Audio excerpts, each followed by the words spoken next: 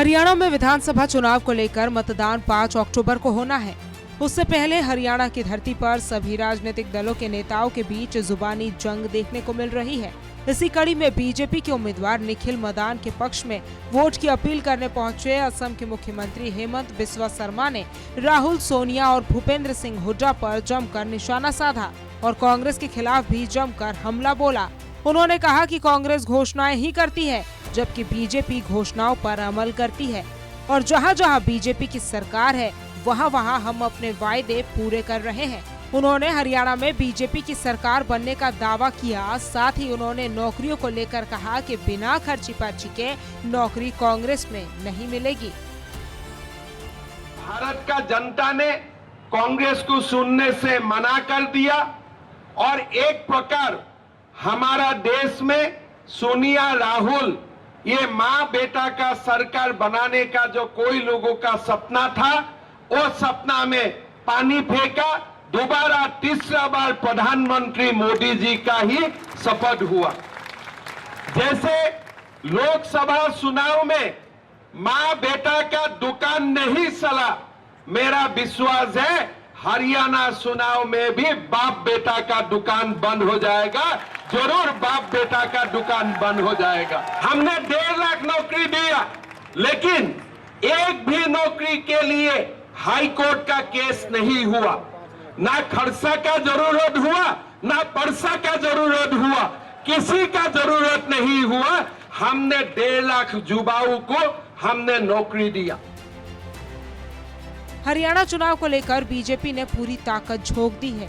इसी कड़ी में पार्टी के शीर्ष नेतृत्व समेत बीजेपी शासित राज्यों के मुख्यमंत्री भी हरियाणा के चुनावी दंगल में अपना दमखम दिखा रहे हैं।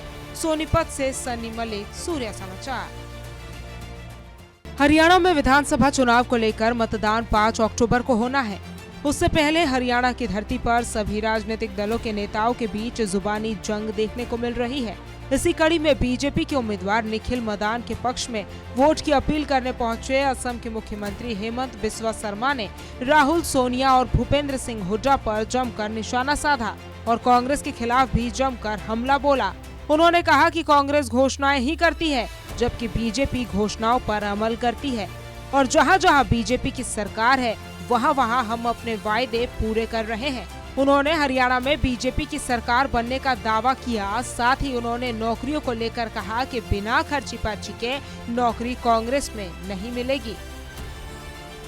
भारत का जनता ने कांग्रेस को सुनने से मना कर दिया और एक प्रकार हमारा देश में सोनिया, राहुल, ये माँ बेटा का सरकार बनाने का जो कोई लोगों का सपना था, वो सपना में पानी फेंका। दोबारा तीसरा बार प्रधानमंत्री मोदी जी का ही शपथ हुआ। जैसे लोकसभा चुनाव में माँ बेटा का दुकान नहीं चला, मेरा विश्वास है हरियाणा चुनाव में भी बाप बेटा का दुकान बंद हो जाएगा। जरूर बाप बेटा का दुकान बंद हो जाएगा। हमने 1.5 लाख नौकरी दिया, लेकिन एक भी नौकरी के लिए हाई कोर्ट का केस नहीं हुआ। ना खर्चा का जरूरत हुआ, ना परसा का जरूरत हुआ, किसी का जरूरत नहीं हुआ।